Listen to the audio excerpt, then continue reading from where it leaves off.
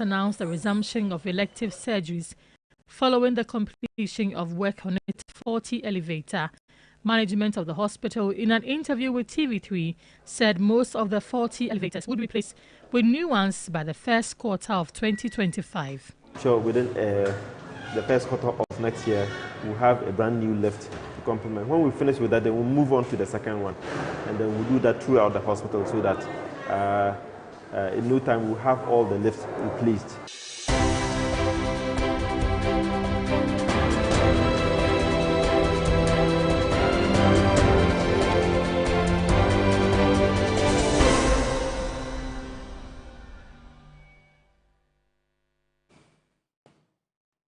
Well, there's more news on 3news.com. Make some time and visit 3news.com. This is Ghana Tonight. Coming up next, what's the verdict on government's fight against illegal mining? Call it galamsey. That's the question we're asking tonight. What's your verdict based on the evidence that we're seeing right now when it comes to the fight against illegal mining in this country? That's a conversation shortly. And what you're seeing on your screen is just one of many rivers that have been polluted. And right now, the Ghana Water Company Limited is also faced with the threat of a number of their treatment plants broken down as a result of the high turbidity of the waters that they are having to purify for us or to drink or to use in our homes. That's the other threat that we face with us as well. But it is no secret that illegal mining activities continue to cause devastation in many parts of the country, and its effect on people and the environment have been dire despite the government's attempt to clamp down on the menace. Now, there are a number of areas of impact of illegal mining, not just on the water bodies or the forest cover, the depletion of a forest cover, but now the Ghana Water Company is also feeling the direct impact of illegal mining over the period. A number of their treatment plants have broken down as a result. It's led to an increase in the cost of production of the water that we also use in our homes. My colleague Balamundi saw this firsthand when she took a trip to the central region, and I just want to show you briefly some of the videos of what Balamundi saw, and we'll get into others that we have seen as well and how dire the situation is. Take a look. And we'll come back to that shortly. And I'm just going to show you some more videos of some of the illegal mining activities and how that has impacted on our water bodies as we speak. And just take a look at some of the videos as we have seen with illegal mining and the impact that it's having, especially the Ghana Water Company Limited, for instance. This is the Pra River, parts of it, and the level of destruction that we're seeing over the period. And then also, this is the Ghana Water Company Limited Sechere, Pramang area, where they had to shut down this treatment plant because of illegal mining activities. The central region already, the Ghana Water Company has been complaining about the state of affairs there and how this is impacting on their activities. Stanley Mante is going to be joining us in a bit. He's a communications manager of the Ghana Water Company Limited. He'll be joining us in a bit and also have a quick conversation on this matter. But Awula Sewa, who is also the co-founder of Eco-Conscious Citizens, is joining us on Zoom as well for a quick conversation on this while we get through to Balamundi and also Stanley Mante for a quick conversation on this, because we understand that a number of the treatment plants have broken down. I will appreciate your time. Thank you for joining us on Ghana Tonight. I see this, that has it gotten to the point where Ghana Water Company is already asking that these water bodies, our water bodies in this country, should be designated as security zones as a way of tackling the impact of illegal mining on these water bodies? Has it gotten to this point? Is it the way to go from where you sit? Yeah, we're not serious at all. We are supervising the poisoning of Ghanaians. And as has been said, if we were serious, we could have stopped this yesterday. But we're just holding our arms because we're either involved or complicit, or persons funding political parties are involved. So we do nothing. And it's criminal because poisoning people is a criminal offense. and we know what is going on, and we are just folding our arms, rhetoric here and there. And I think persons supervising the poisoning should be arrested and held accountable. You just can't play with the lives of Ghanaians for a mess of pottage. I see, and already there's this conversation about the possible suspicion that government and the agencies meant to fight this illegal mining have turned a blind eye because we're in an election year, just some 3 months, less than 3 months to the election.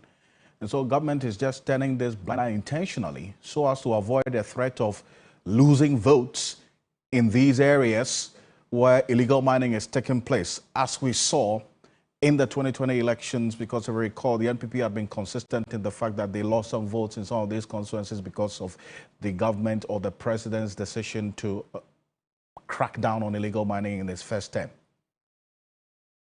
Well, it's an election year, so we can vote them out for supervising the poisoning in Ghana. For me, it doesn't matter what year it is.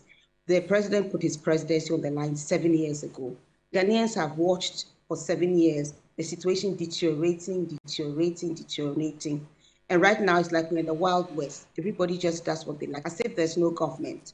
So for me, I mean, if it's an election year, then Ghanaians have a choice. They can decide whether what is currently taking place is what they want to see continue, or whether they want a change. But you see, one doesn't want a change for the sake of change. One wants to change from something, whatever the situation is, to something better. So Ghanaians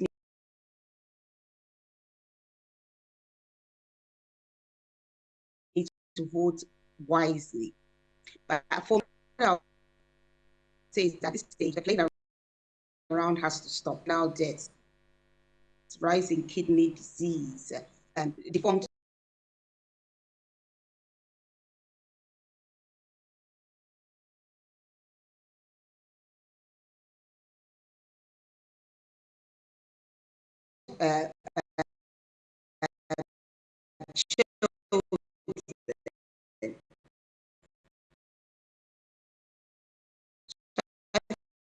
the best thing we can do now is say that enough is enough. It's not a question of education or raising awareness. Unless you don't live on the planet, you know what is going on. So I fly staff house and saying enough is enough.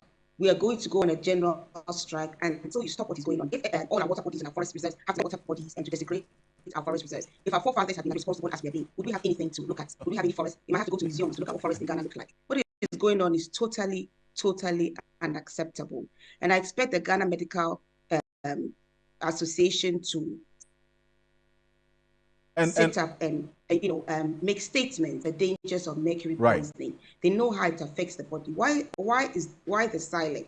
I expect the church to also sit up and make statements, because it's not a question of building cathedrals God hasn't asked us to build. It's about the welfare of the people. We have to speak out. We have to speak out. Wrong is wrong, regardless of who is committing the wrong. We have to speak up. Wrong is wrong indeed. And I want you to hold on a bit for me, because I have Stanley Mante, who heads the communications of the Ghana Water Company Limited, also joining us on the telephone. So Mante, appreciate your time. Thank you for joining us here on Ghana Tonight. I mean, we've seen videos of some of the treatment plants broken down as a result of the activities of illegal miners in some of these areas. The central region is the latest, giving us a strong indication that they're having to ration water because of the impact of illegal mining activities in these areas, increasing the turbidity levels of the water that you have to treat. I mean, give me a picture of how dire the situation is across the country from what we are saying now. Thank you very much, Alfred, for having me. You know that the raw water or our river bodies are raw material for the production of water. So if the raw material is contaminated, it becomes a bit difficult for treatment. So, for instance, when we were in primary school with this science, we were all given the characteristics of water. One to be transparent, one to be clear, no color, that sort of thing, you know. And our raw water are also expected to have that characteristics. Unfortunately, the raw water that we have now has a very dark brown color. Okay, contaminated with heavy metals like mercury and cyanide. Okay. And so it becomes a bit difficult for us to treat the water. Now, if you have tapped the water for treatment, you need to add a first chemical to coagulate the silt so that you separate the water from the silt. Okay. Now, initially we're using a chemical called alum, aluminum sulfate. Now, and sometimes that is what we've been using. In recent times, the aluminum sulfate has proved to be ineffective. So we have had to use a more concentrated form of the alum, which is the polymer. Okay, and then the polymer is about 3 to 5 times more expensive than the alum. And if we are using a chemical which is about 3 to 5 times the original chemical, definitely it will impact on the cost. Now, if apart from the polymer that we are using, which is expensive, we are using even more of the polymer than we're using aluminum. So it makes it more expensive. So the cost goes high, the quantity goes high, and it all impacts on the cost of water. Stability now is rising from, the normal that we expect. Right. So from let's say between 5 NTU and let's say 15 NTU to about between 5,000 and 15,000. Between okay, 5,000 and 15,000. Between 5,000 and 15,000. Something that's supposed to be between 5, single 5, and let's say 15 NTU. Now has risen to let's say 5,000 to 16,000 NTU. So here's what I want us to do. Right? Permit me. If give me an idea of how much now it's costing you to, for instance, purify the water that we're using now, as against previously when this illegal mining was not this prevalent. Okay, so because it will be a bit difficult for me to mention accurate figures now because of the rising cost of all the materials. So on daily basis, the cost of production is changing. On daily basis, right? Commodities is increasing, chemical cost is increasing, energy cost is going up. So it becomes a bit difficult. I don't have the data with me now. If I'd known, I would have checked, and then I would have had the data, let's say, after 10 years back, 5 years back, and then now. But the graph that, as I recollect, keeps going high. Okay. If you remember the last time, when we were working on the last time, okay, and we did our calculation for production cost, it was around 28.5 per cubic meter. Okay, now what do we get for the tire? The tire is less than 15 cubic, it's just around 8.5 cubic per cubic meter. So look at the difference. So for every liter of water that we sell, we lose a substantial amount of money. And now it becomes increasingly more expensive. Now, 2 years ago, we were pricing for tires and it's around 28.5. Now the cost of materials, the cost of chemicals and everything is gone high, which means that if we have to compute the cost of water per cubic meter now, more expensive. Then it's going to be even the techniques that we had computed 2 years back. So it's quite expensive now. Water production is quite expensive now. Okay. I say, Mr. Mase, so is there any water that's clean in this country at all, as far as you do know? To the best of my knowledge, it is the river or the source that is less polluted now is the Volta River.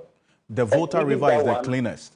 Yes, that is less polluted. I'm not saying it's not that is less polluted? That is less polluted currently. I see.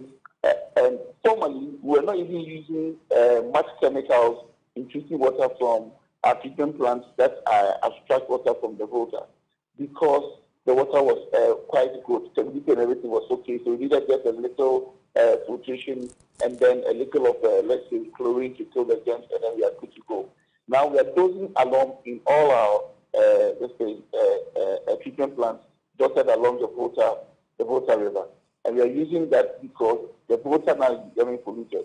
All the tributaries into the Volta are polluted. The black Volta, the white Volta are all polluted as a result of illegal alluvial mining. I see. And then on the water itself, now there's aquaculture on the river. For every nautical mile on the water river, you see large farms of aquaculture. Okay, so and then what is happening is because the use of organic seeds in feeding the fishes, they are droplets, and then they enrich the alluvial soil, and then it is the speedy growth of water hyacinths and aquatic weeds. And these aquatic weeds also change the taste of the water, and then it also changes the color of the water. So now we have had to dose a lot of dose along also in all our treatment plants along the water river, which means that production around that area is also becoming expensive as a species. Sad one, and that's a sad reality that we're faced with right now. Mr. Mate, I appreciate your time, and in 30 seconds, I want you to answer this for me. How close or far are we from this threat of importing water in this country if things continue this way? Quickly. I mean, research has shown that if the rate of pollution as it is now is to continue, by 2030, we should be importing water into this country. By 2030? Now, it is compounded by climatic change, okay, and it's becoming increasingly more dangerous. Thank you. Thank you so much for joining us here on Ghana Tonight. Stanley Mante heads the communications of the Ghana Water Company Limited. 2030, if things continue this way, we would have to import water to drink in this country. That's the reality check that we're faced with now.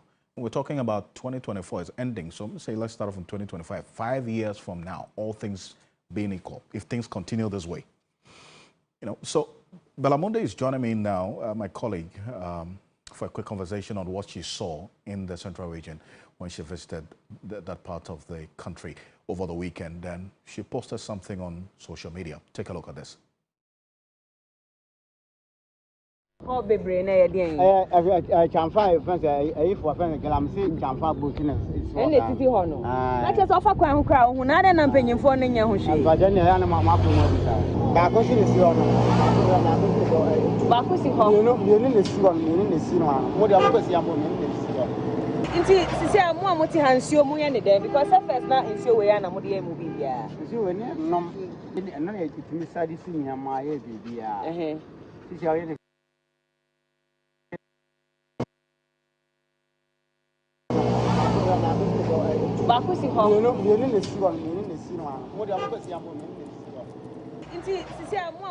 We'll rectify that connection to that video that Belamonde posted earlier. But fortunately, she's joining me on Zoom for a quick conversation on what she saw. Bella, it's good to have you join us here on Ghana Tonight. But hold on a bit for me, if we can see that video. Quick one, just to set the premise for this conversation. Take a look at this. For galamsey chamfa business is for na titi ho no na che so fa kwan kra hu na na mpanyimfo no nya ho hwe ba je na na mama ko mo bisa ba ko si ne si ho no ba ko si ho no ne si ho no ne si no mo de ko si ambo ne si ho nti sisi amu amuti hansio mu ya ne dem because first na nsio we ya na mo de mu bibia nsio we ne nom na ya kitimi sadi si nya ma ya bibia sisi aye ne hwe ye nti mu nya nsio free this is a friend maybe a boho here maybe a work and at the same time you will come out you are unya ba ko kra se wo kwafu ma obunya fo no asana de no ano ni nyina asai nti mo amodo no nti sisia mo nya nsuo free he de do se wo kwafu no on top your water. Oh, that's the shock you see there. The river beneath that bridge is the Pra River. Looking that brown. Bella, thank you for joining us here on Ghana Tonight. Now, what you saw there, and which we have been showing on television, you came face to face with what you used to see on TV until this weekend. How did that strike you? Heartbroken, honestly. I mean, the plan wasn't even to look out for the Pra River, but because we were in the Central Region, traveling across to another town, we knew some way, somehow, we'll definitely come into contact with the river. Now, this was just after the Ghana Water Company Limited had released that statement indicating that it was struggling to provide water to those within the central region and close by. And so we were literally monitoring that situation, trying to figure out what conversations people were having about it online, only to get to the Trifoparaso Bridge and realize that the water was looking that bad. And so we immediately stopped because we needed to take a video. The plan wasn't necessarily to, the truth is we're not trying to create news out of it. But for some reason, the moment we stopped and we saw the state of the water, we realized it was that bad. Then we noticed there were chamfangs along the river body. And so there was active galamsey going on. Then there was a man who just walked up to us and said, Mekasa, Mekasa. And so you can tell that even the locals within the community need a lot of help. They need support because we didn't even have to ask him to speak, but he was willing to speak to us because he knew how far this would go. And this was just a call on us to come into the community and support them fight galamsey because they cannot do it alone. And what broke my heart was the fact that he said that now they don't have access to any drinking water because all the streams are polluted, all the river bodies are polluted. And so in the past, where they would rely on, the streams within the farms, to hydrate themselves, this time around, they have to look for money to buy pure water to take along with them to the farms. And then the worst part is finding out that they have to water their crops with the same polluted water. And mind you, they're not the only ones consuming these products. So we saw that report that indicated that they were finding mercury in our soil. And so that was also affecting the quality of cocoa that we're producing and exporting. And then the other aspect is also the fact that a lot of people within those mining communities had started developing kidney failure. There were children that were being born with defects. And so the moment he mentioned that they were watering their crops with the water, it trickled down. And I realized that so it's not only those people within those communities that are being affected, because some of these produce are also brought down to Accra and to the other big cities, and we buy those products. So it means that we're also consuming the poisonous substances, and that should just tell you how dire the situation is.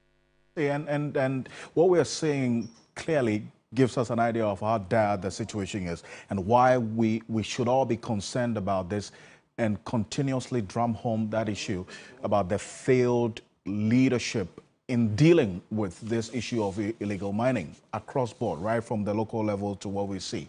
So this experience that we're talking about, beyond what we are told by the politician, obviously come on your program, for instance, it tells you something, does it not? Yes, absolutely. I agree. I mean, we've heard the president talk about the fact that he's willing to put his presidency on the line. But mind you, you get into those communities and you realize that not much has been done. And the water was supposed to have, been colorless by now, if really the president meant everything that he said. But you go in there and realize that the lands have been given out.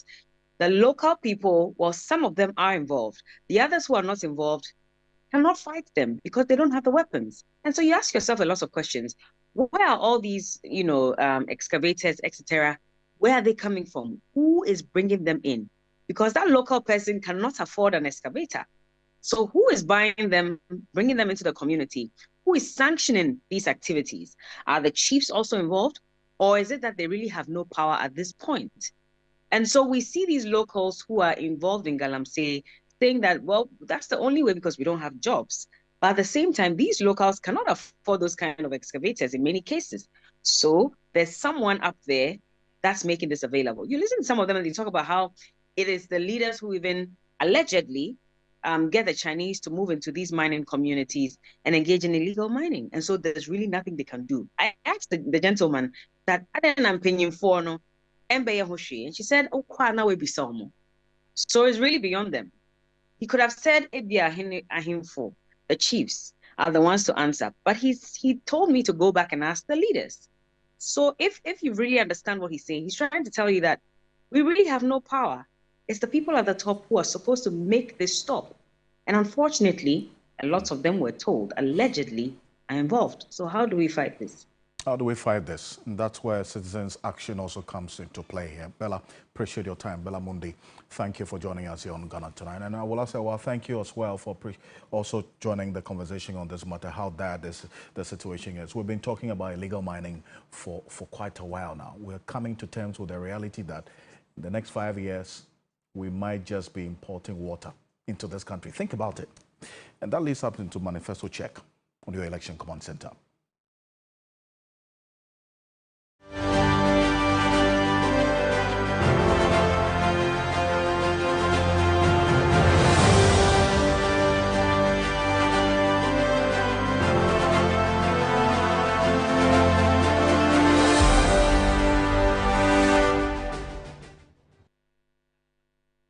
So this is not just an environmental issue, it's a political governance matter. That's why you see the political parties capturing it in their manifesto. Dennis Pabere is here. What are they saying? So this issue of galamsey has been on the radar of the parties for a very long time. In fact, the Akufo-Addo-led government had done a lot in this space, except many are saying that they're not seeing the results of that lot that has been done. So by way of a verdict, I mean, the picture you see on here is just one of the many pictures that we have from some of the river bodies in Ghana. I mean, it's not a scene that you would like to keep on the screen for a very long time. But of course, we've been asking Ghanaians and engaging on social media as to how they really think that this fight against galamsey is either progressing well or otherwise. So we put up a poll on TV3 Ghana. How would you grade the Akufo-Addo administration's fight against illegal mining, galamsey?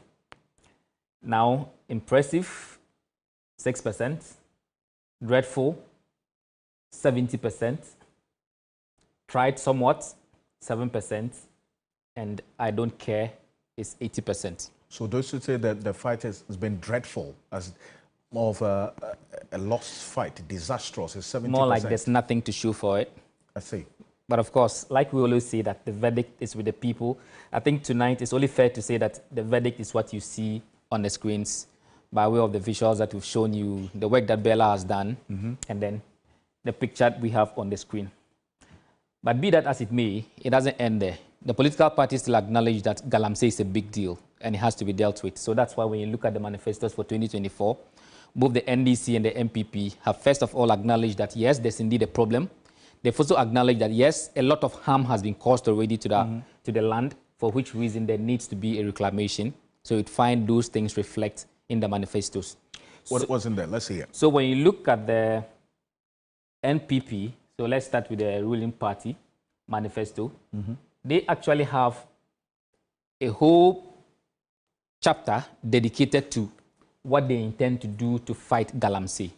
Right. Unlike the NDC, where they make their promises along the line of the mining industry, what they will do in the mining, and in there you find some of the measures they will use to fight illegal mining. The NPP, beyond that, have specific things that they say they're going to do in targeting galamsey.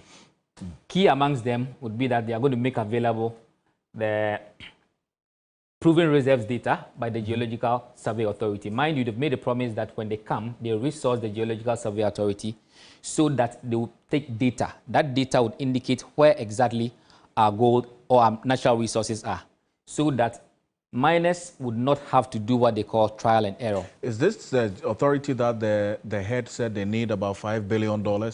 For this? No, that was a hydrological authority. Right. So this authority is already there, it's functioning, except that the NPP is now saying that they're going to resource it so that we know how much mineral resources we have underneath. So that when they give you a concession, you know for sure that this concession, I'm going for this quantity of material. There's no need for trial and error. So that's a promise that they've made. They've also said that they're going to simplify the small-scale mining licensing regime through amendments of the law. And indeed, when you look at our current regime of the law, there are a number of things that you need to do to be able to get into the mining space, right? From getting mineral rights to getting even the license itself, and now getting a lease and all that. They say they will simplify it, except they are not telling us in detail what they will do here. Simplification is going to be. They're also talking about scaling up the use of mercury-free gold catch-up machine technology. These are some machines that they brought in. They think that this will, in a way, help in reducing illegal mining. Now, they also say they'll construct settlement dams to ensure safe storage and treatment of discharged water. Now, mind you, a lot of the times that you see that the water bodies are polluted, it's not exactly all the time that the mining is done inside the river bodies. There are times that it is done outside, except that they pump the dirty water into the river bodies. So they say they'll do dams to collect this particular water. So quite a number of them. If I take you to the NDC, sorry, so the NDC, yes. So the NDC also says that when they are given the mandate, first off, they will recategorize mining into small scale, medium scale, and large scale. This they see, they will regulate them accordingly. Right. Now, mind you, our existing regime also has that categorization, except it's in small scale, and then which is not small scale. They also say that they'll promote sustainable small scale mining as a profitable and responsible business, especially for young people. Now, they say they're going to do this by enforcing the law and also using state-of-the-art. This is the point where they mention the use of AI to track excavators and the like.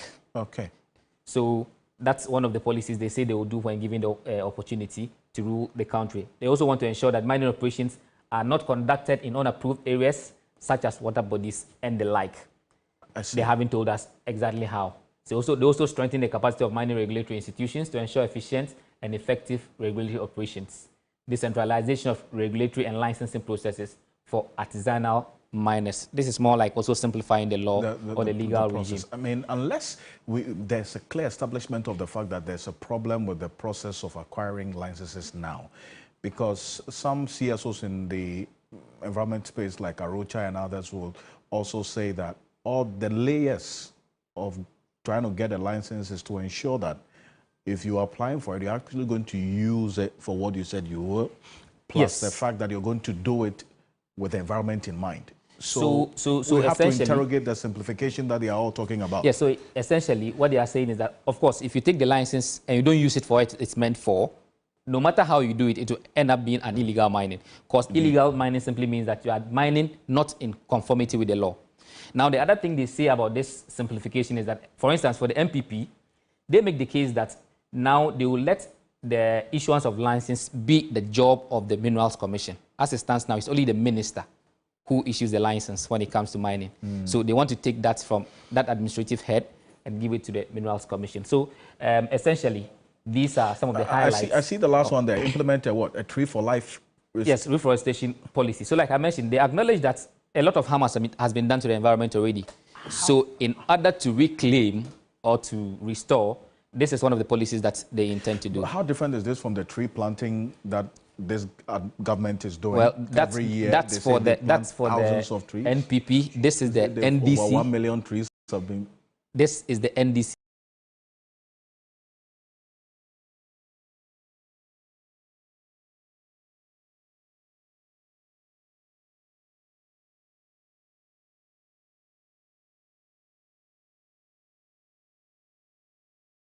Version of it. So this is what they have in their manifesto. But interestingly, I tried to check what the NPP 2020 manifesto said about galamsey. What I saw was 20.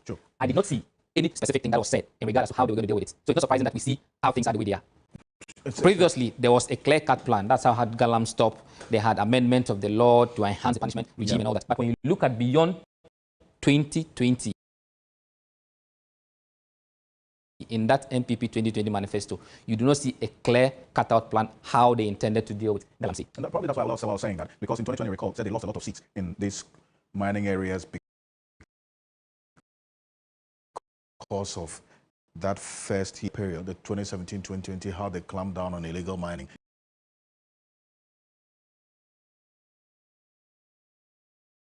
They put a ban on mining for a period, something different. But then again, as you always say, the verdict is with the people, is it not? Yes, the verdict is with the people. What we are seeing right now is anything to go by, and our water bodies being polluted, and the risk of we importing water in the next 5 years, all things being equal, that's a problem. Big problem to deal with. But the verdict, as always, is with the people. Well, we hit the streets earlier today. Joe Blaboja interacted with some members of the general public about their own verdict of the fight against illegal mining and the evidence we are seeing now. Take a look. I don't think so. We are not winning the fight against illegal mining. Because, I mean, most of the presidents who come in power, they promise to fight against these things, but, I mean, they themselves, they end up engaging in those things. And then recently, you hear some of the rivers, they get polluted like River Pra. They cannot stop it, all because they need money. It's involved money. It's all about money. So when something is involved with money, people don't care what is destroying. Because after all, if I have the money, I can buy whatever that I need. That's how it is. And then, you know, most of them that they are involved in this, mostly don't drink from that river, or they don't eat from that, buy something they buy from outside the region or any part of place that they want. Because on weekends, they are out of the place. So I don't think we are really, and I don't even know when we are going to win. The situation in Ghana, people will be able to do it because I'm going to be able to do it. What is you? I know. I'm going to be able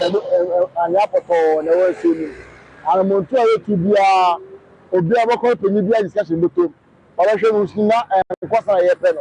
Maybe I to but I'm saying, I say for Funa, then I say for Ghana and Koyi.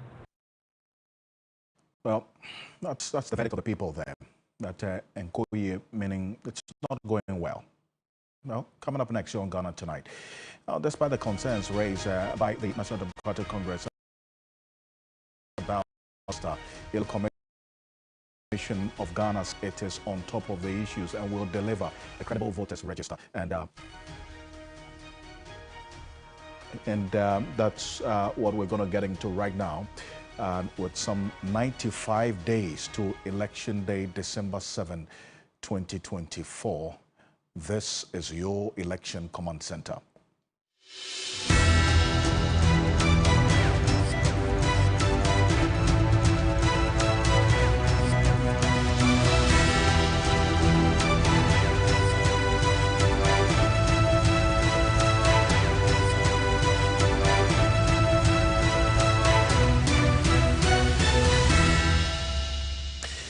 Well, earlier today, the Electoral Commission denied claims that it is bloating the voters' register to favor a political party. The EC insists that its register is credible and transparent. This follows concerns raised over the illegal transfer of votes during the just-ended voter exhibition exercise. Here's Dr. Eric Bosman Asari, the Deputy Commissioner of Corporate Services at the Electoral Commission.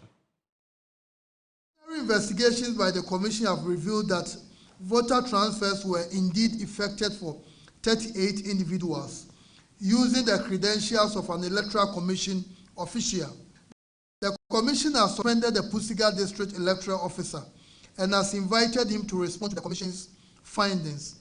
The preparations towards the 2024 exhibition exercise, the absent voters list and the transferred voters list inadvertently included all transfers that had been done since 2020 when this register was first prepared. This understandably may have caused some anxiety to our stakeholders, as exemplified by the press conference addressed by the NDC in the Ejumaku Enyan SCM constituency of the Central Region. Well, that's Dr. Bosman. Sorry, let's stay a bit on this matter. Dr. Rashid Tanko Computer is the Deputy Director of Elections and IT for the NDC. Joining me on Zoom, Dr. Rashid Tanko, good evening. Thank you for joining us on Ghana Tonight. Alfred. Great. Now, the Electoral Commission admits, you raised issues about some illegal voter transfers. They said, well, they've reviewed, they have admitted that indeed there was some illegality. They point to some 38 voters whose detail were transferred illegally. And the electoral officer is being investigated now. And so they have put in place what Dr. Bosman Asari says is a liveliness check to ensure that the people who are transferring their votes are actually human beings and not just pictures. Does that address the issues that you raised? Alfred, at all, certainly not. I mean, in fact, Ghanaians must congratulate the NDC for having been a check on this Electoral Commission all this while. You see, our posture has gone a long way to defend the democracy that we have in Ghana currently. When we said this about the inefficiencies going on at the Electoral Commission, people thought we were joking. And now today they've admitted to all that we have stated previously concerning the discrepancies in the register. Look, what Dr. Bosman was saying completely seems not to understand what the enormity of the problems on the ground. Look, the issue about transfers that he talked about is already stated in Regulation 22.1 of CI 127, which talks about how transfers are done. You cannot do transfer in absentia. It's not possible. You don't do transfer in absentia. I see you say Regulation 22.1 of CI 127. Let's pull that up. Hold on a bit for me. We're going to put that on the screen for the benefit of our viewers. This is what Regulation 22.1 of CI 127 says. Let's read this. It's going to be on the screen shortly. And according to the detail, it says a registered voter who before an election is resident for not less than 12 months in a constituency other than that in which the registered voter is registered may apply to the returning officer for the constituency where the registered voter is resident for the name of the registered voter to be entered on the transferred voter list of a polling station in that constituency. So it mentioned the person, the registered voter coming up in person and not pictures, correct? That is what I'm talking about. It's already there. The framers of the CI knew that people could tamper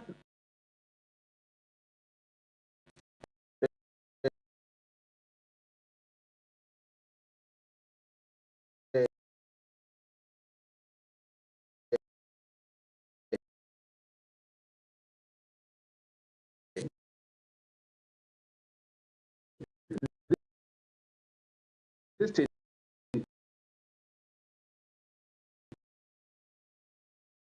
transfer by using ID cards of others without their knowledge. So that's why the regulation in there. So that you cannot do transfer without appearing in marriage and against the good people of Ghana. And to forensic audit of the IT system. You remember he mentioned that they added 2020 and 2023 transfer lists onto this current transfer list. Yes, he said they inadvertently did so. That's how he described it. Beautiful, Alfred. All along I've been saying that we don't have mistakes in elections. There are no errors in elections.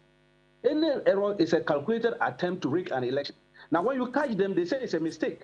When you don't catch them, it will pass. If we hadn't raised the issues, they were going to be silent because, so it means their IT system is bereft of idea that you are adding a figure, you don't even know the numbers you are adding. You don't know the number of people you have registered. Don't you know the number of people you have transferred? So when you are putting up the figures together and you see that the numbers are increasing astronomically, wouldn't you trigger something that something is wrong with the figure before you bring it out? Are you expecting the public to now call you to order? That is why we are asking that an external body should do the investigation. This transfer, they just talk about the Pusiga. It might be widespread because they did similar thing during the proxy window. Nobody went through biometric processes to get his proxies through. I'm speaking with confidence. I told them at IPAC that you people, what you are doing is illegal. Your people are accepting proxies in the field without people going through biometric processes. That's the liveliness check that we're talking about. It's in the CI. They were surprised at this happening. I said, that's what I'm saying. Your IT department is not helping matters. And therefore, you must sit up. And today, the chickens has come home to roost. They have accepted their guilt, and instead of them to congratulate the NDC for bringing them closer to reality, they were rather talking of robust. How do you call a register robust and credible when your people are at the district office are illegally transferred people from one constituency to another? You call this one robust, you call this one credible, and you are saying that you are not investigating. So you knew that all along, all the statement that they put out about credibility was a fact. Right, Dr. Archie Tanko, appreciate your time on this, and thank you very much for joining us here on Ghana Tonight as always. Thank you so much. He's Deputy Director of IT and Elections at the NDC. This is Ghana Tonight, and this is your Election Command Center. We're back shortly after this quick break. Stay with us.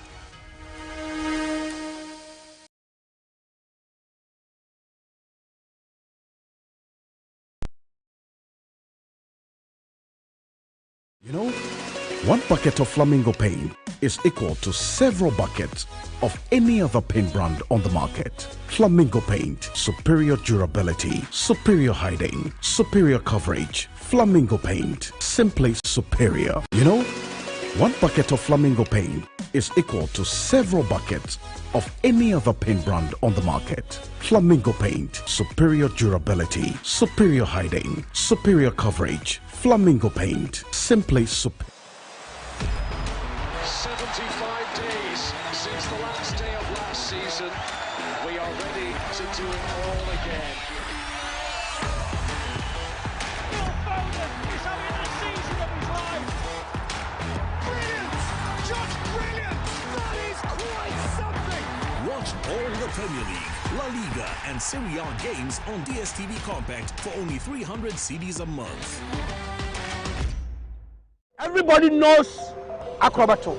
And if you know Acrobato, it means you know M-Punch Homeopathic Clinic. M-Punch Homeopathic Clinic is my pillar. Let's hear what others are saying about M-Punch Homeopathic Clinic. Who be careful M-Punch one? Chesena me ankasa me period na se problems wom ntina ma wo ho idea ma me papa chesena nya asem ketewa na mkwan point no mo hwe me mogya mu no mo hwe bibia na so mo meduro me fae no ene ma won kra mienu foforo kwa na mkwan mu a eba head everything yourself me ma me no adwodwo eda ho a wontumi nante ene ne ko end point o mama nura ene ne ho idea watimi asori anante. That's end point for you. Hello. Hey, ohwehwe what chair. Okay. A free bra wo di end point wa dance. Me call you no. Me Johnson sema na enkoyie person na my nyina na magina sebema na me be for there e ho na nyina jaresa. You heard everything. I have secret. M-Punch is my secret. M-Punch Homeopathic Clinic. I'm free. 75 days since the last day of last season. We are ready to do it all again. Phil Foden is having the season of his life. Brilliant! Just brilliant! That is quite something! Watch all the Premier League, La Liga and Serie A games on DSTV Compact for only 300 cedis a month. The luckiest. Star 712 hash. Luck is everywhere. 8K. Hey, you get an 8K. Get a packing so you have to come out. Hey, wait. You go put it on his tab. This is my man. Good luck. Hey, go radio. We are star 712. I'm on dialing the magic numbers. Star 712. Now welcome to the luckiest. And now with me at ticket. You can buy for yourself or your loved one. Mommy, tell mommy who's here. You're buying for me, right? Or who else? Oh. Let me choose buy tickets for others. Love you, boo boo. Maybe straight to option 4. Now, you need to buy tickets worth 50 Ghana to qualify. Yes, you can buy random or preferred tickets. I'm choosing random tickets. Listen, if you buy the random ticket, the system chooses a random number for you. But if you buy the preferred, you get to input your own preferred 5 digits. 5. Baby, give me your 5 numbers. And how much are we buying? Babe, look at the body and buy you. With your body, Hey, there, tread cautiously. Now follow the prompts and confirm. Now the luckiest. The luckiest is regulated by the NLA on the Caritas platform, not for persons below 18 years. T&Cs apply. 75 days since the last day of last season. We are ready to do it all again. Phil Foden is having the season of his life. Brilliant! Just brilliant! That is quite something! Watch all the Premier League, La Liga and Serie A games on DSTV Compact for only 300 cedis a month.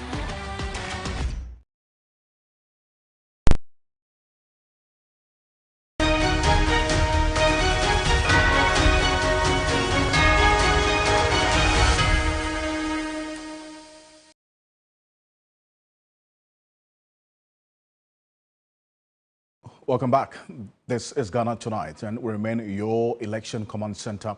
Coming up next, it's a domestic affair with the Walewale NPP, but will definitely have some implications on the fortunes of the party. That's a question that we're asking tonight, depending on how the rerun of the primary election between Dr. Kabiru Mahama and Haja Lariba goes. We focus on that tonight. And there was a ruling earlier today. The Tamale High Court has annulled the Walewale New Patriotic Party parliamentary primary between Haja Lariba Zuera, the former gender minister, and Dr. Tia Abdul Kabiru Mahama, who is the economic advisor at the office of the vice president of the flag bearer of the NPP. Now, the incumbent member of parliament, Hajia Lariba Abudu, filed this case at the Tamale High Court contesting the election results that declared Dr. Kabiru Tia as the winner. The order for the rerun of the primaries came through today. In fact, Hajia Lariba has been described as the sister of the flag bearer of the NPP, who's the vice president, Dr. Mahmoud Bamia, and Dr. Kabiru Mahama is his advisor as well in his office. So it's a tight situation for the flag bearer of the NPP, and that's his constituency, his home constituency for that matter, the Walewale constituency. Let's hear from Dr. Kabiru Mahama earlier today after that High Court ruling. Take a look. I just want to thank my legal team. They have demonstrated very well that this case was a case that was supposed to be won by our team. Not just on the law, but on the fact of the case. Like Council rightly mentioned, we brought evidence. People engaged in the malpractice so-called. They were procured by the same person benefiting from this result or this particular ruling. I cannot see any for wicked injustice than this.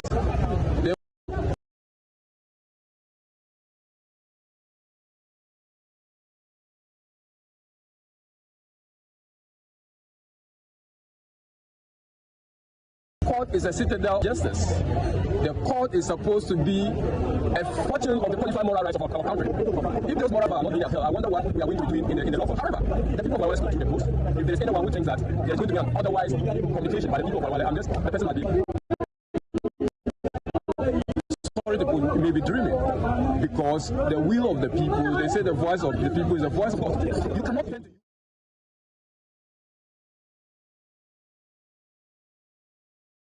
That's Dr. Kabiru Mahama. They talked about the people. Samson Ladia, who is also a private legal practitioner, is a lawyer of Dr. Kabiru Mahama, who is also an economic advisor to the vice president of the NPP flag bearer. He had this to say after the court ruling. More than 12 times, over a dozen times of call exchanges between them. When we asked those people to come to court and to testify, they were threatened. But two of them were bold and came forward and testified. Well, next to speak was the lawyer for Hajia Lariba, Sylvester Asong, who commended the outcome of this ruling. He said it is actually justice prevailing. Take a look. Walewale constituency, that will take us this far, okay? Because that is the home constituency of the presidential candidate of the NPP, okay? But it's better late than never. So we believe that the party at the moment can even disregard what has happened in court. The party has the constitutional mandate to reopen nominations and even disregard the two candidates and invite other people who are willing to come forward. Well, that's Sylvester Asang, is the lawyer for Hajia Lariba. He talked about the party taking a decision. In fact, the party has taken a decision. The NPP today issued a statement indicating that they are reopening. In fact, they're going to rerun that primary in the Walewale constituency. They're reopening nominations tomorrow, between tomorrow and Thursday. And the primaries will be done on Sunday, September 8. So already the party is not wasting any time. They've kickstarted the process of getting either a candidate, a new candidate, or if those two have to contest. But this is what has been happening in the Walewale constituency over the period. The primary took place on the 27th of January this year. Then on the 29th of January, 2 days after, the incumbent MP Hajia Lariba, who lost this contested election, went to court, sued the national leadership led by Evans Nimako, tried to get them to settle this matter out of court. It did not happen. It traveled into the month of May. The Tamale High Court ordered for the election materials to be brought to the court. Then in June 2024, the court indeed placed an injunction on Dr. Kabiru to stop carrying himself as a candidate elect for the NPP in the Walewale constituency. And today, the court has delivered that judgment that there has to be a rerun of that parliamentary primary for the NPP in the home region of the vice president, the flag bearer of the party, Dr. Mahmoud Bawumia. And these two persons who went at each other in court are related to the vice president in many ways. Well, stay with us here on your Election Command Center. Tomorrow we have a conversation on this plus more going into the election 94 days away from today. My name is Alfred Ocansey. On behalf of the rest of the team, thank you for staying with us here on Ghana Tonight. Do have a good night. Ghana Tonight is brought to you by Flamingo Paint. Superior durability, superior hiding, superior coverage. Simply superior.